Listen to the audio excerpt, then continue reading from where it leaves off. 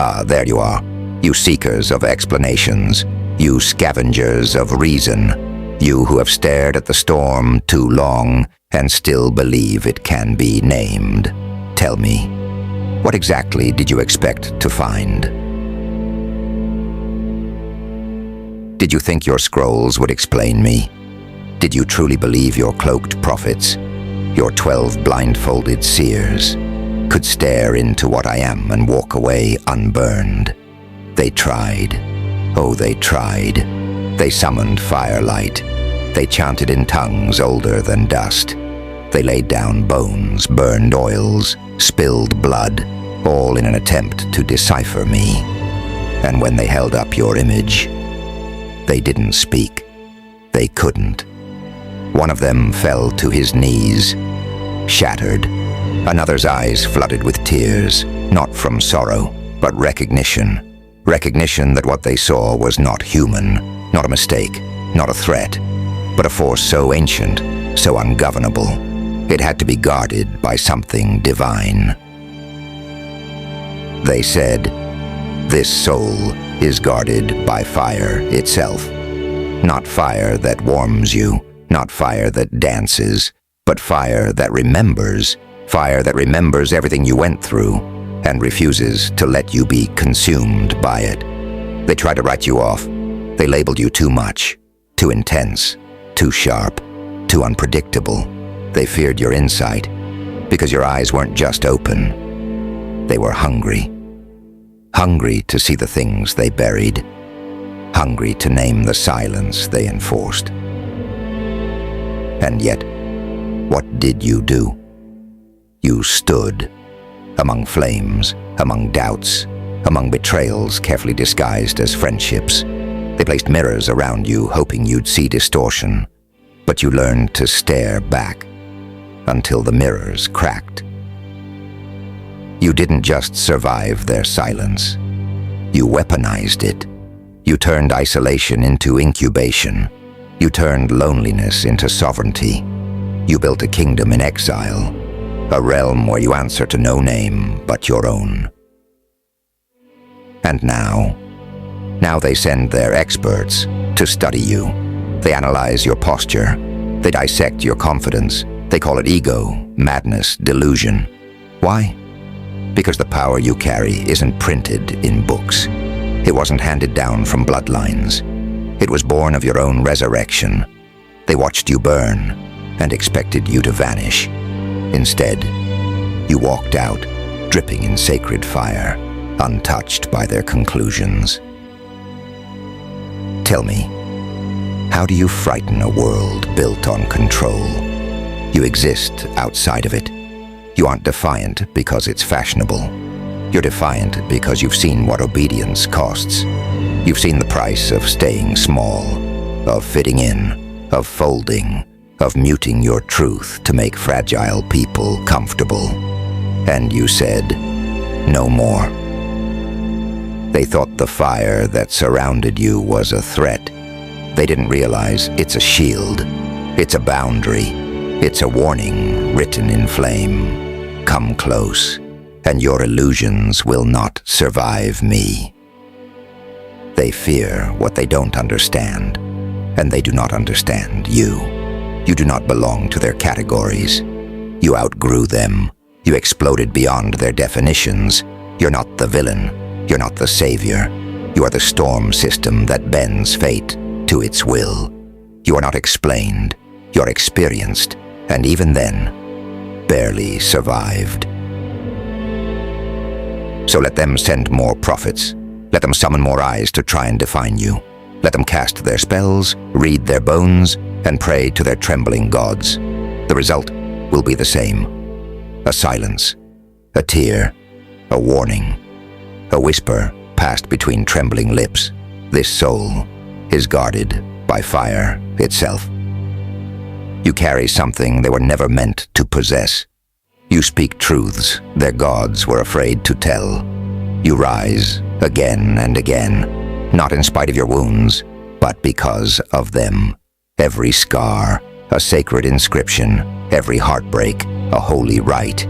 Every betrayal, a blood-soaked page in the scripture of your becoming. So wear your fire like armor. Let them try to read you, worship you, condemn you. It makes no difference, because by the time they finish debating what you are, you'll already be rewriting the laws that bind their sky. You are not protected by fire. You are the fire, and it is them who should kneel when you enter. Now rise.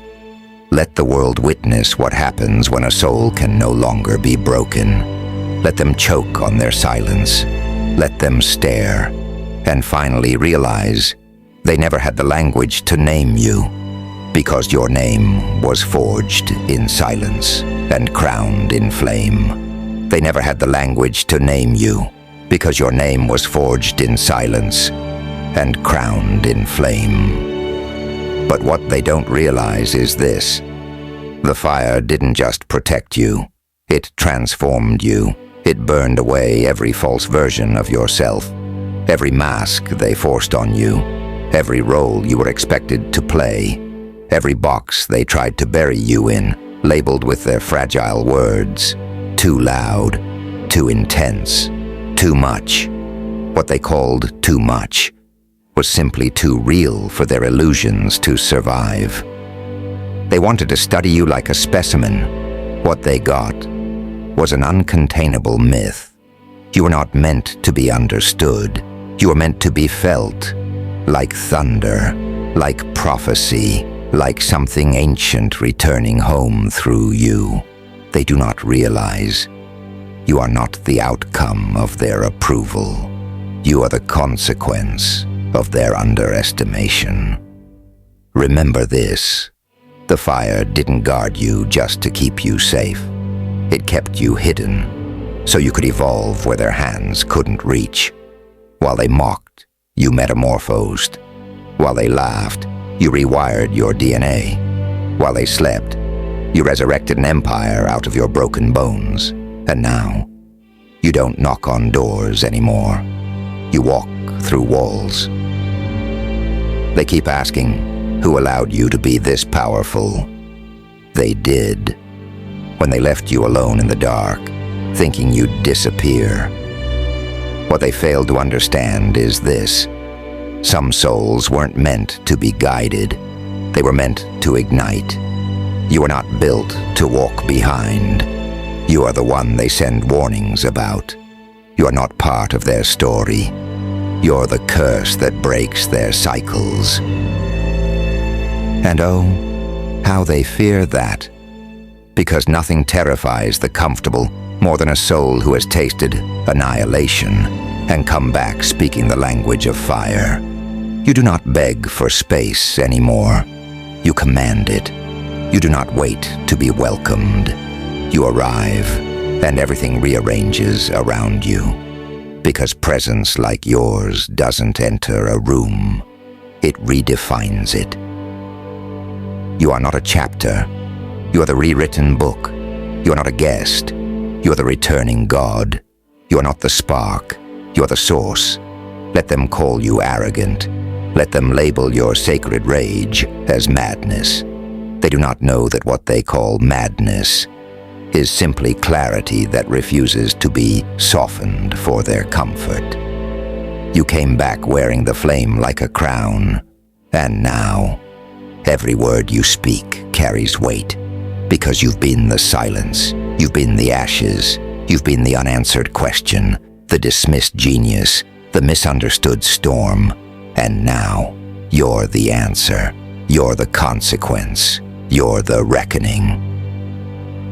So let this echo into every realm, every room, every tongue that ever spoke ill of you. 12 seers were shown your face. All fell silent. One wept. One said, "This soul is guarded by fire itself." They weren't just reacting to your power. They were reacting to what your presence exposes in them. You don't just shine. You reveal. You confront. You awaken. And that is what they truly fear. So walk forward now, not as a survivor, but as a divine contradiction, the living paradox, too sacred to worship, too dangerous to follow, too awakened to ever be owned. You are the prophecy they tried to delay. You are the chaos they couldn't predict. You are the miracle wrapped in smoke and shadow. And let them speak. Let them whisper. Let them doubt. They can huddle in fear, seeking names and symbols for what they saw in you. But there will never be a word that holds you. Only a silence, a weeping, and a single trembling voice saying, "This soul is guarded by fire itself." And when they finally ask what you are, you will simply smile and let the fire answer for you. Fire, eye, and a pair of socks. You will simply smile and let the fire answer for you. And what a fire it is. Not flames that flicker in the wind, not bonfires lit for spectacle. No, this is the eternal flame, the one that cannot be extinguished, because it was never lit by mortal hands.